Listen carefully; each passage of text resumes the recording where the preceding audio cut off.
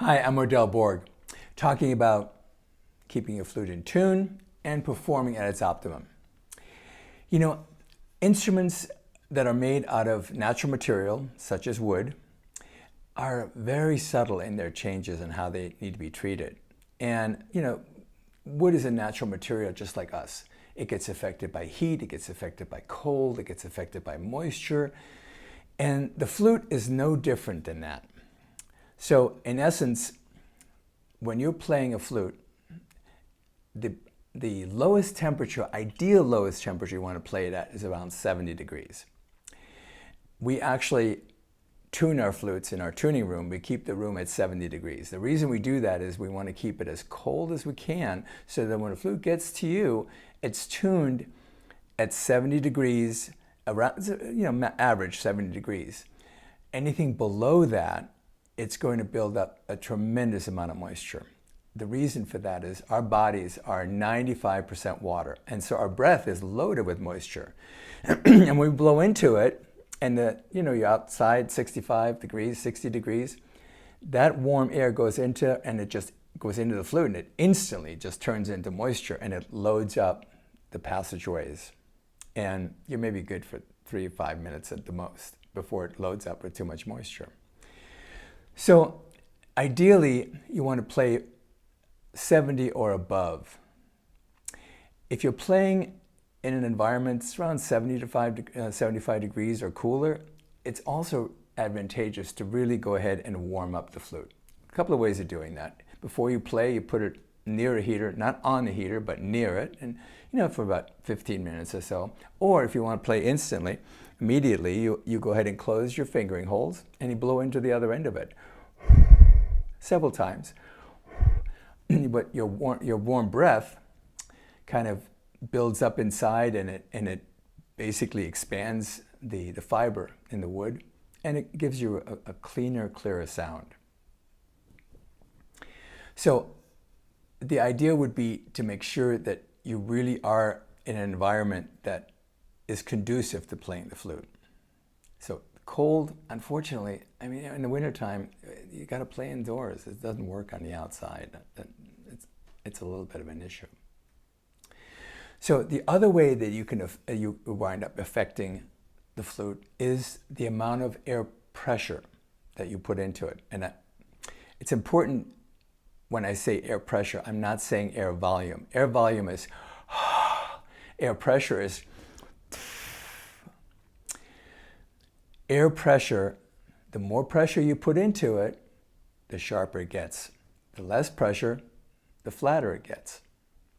So we use a chromatic tuner in our tuning room, and we tune the flute 10 cent from 440. What that means, 10 cent is the measure that they've decided to call the needle that moves to make it exactly tuned right. And we tune it to what we call 440, the frequency of 440.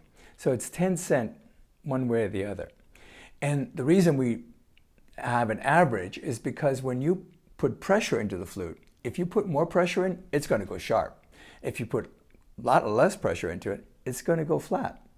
So a chromatic tuner is somewhat helpful. And, if you're really serious about playing, it's probably not the right way of saying it. If you're really curious about playing your flute in tune and it's important to you, you might want to just go ahead and buy a chromatic tuner. They're not expensive. Amazon, I don't forget that, 10, 20, 25 bucks.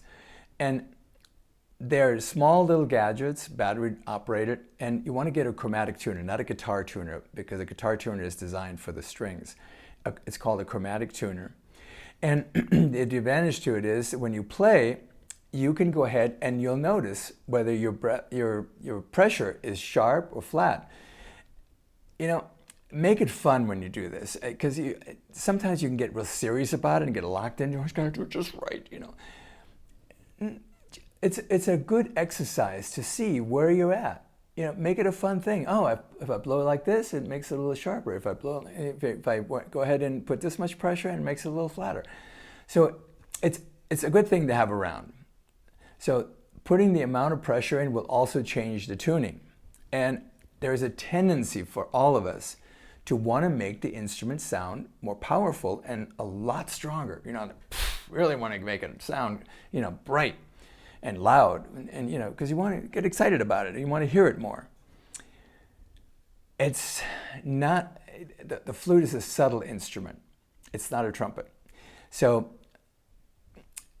when we blow too hard into it, a couple of things can happen. It can sound buzzy, you know, and you go, well, wait, there's something wrong with the flute. No, it's not putting enough pressure. You're putting too much pressure in.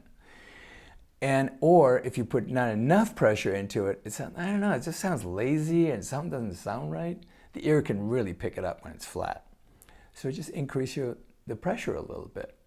So a flute is a very subtle instrument. So treat it that way when it comes to your air pressure. And get used to it. Adapt to the instrument.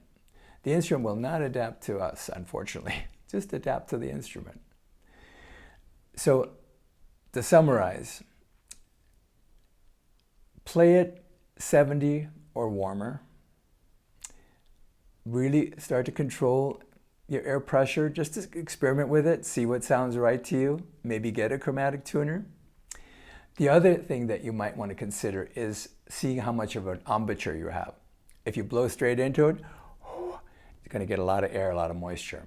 An embouchure, making it nice and tight. We have a video on our Center for Instruction about embouchure. You might want to watch that.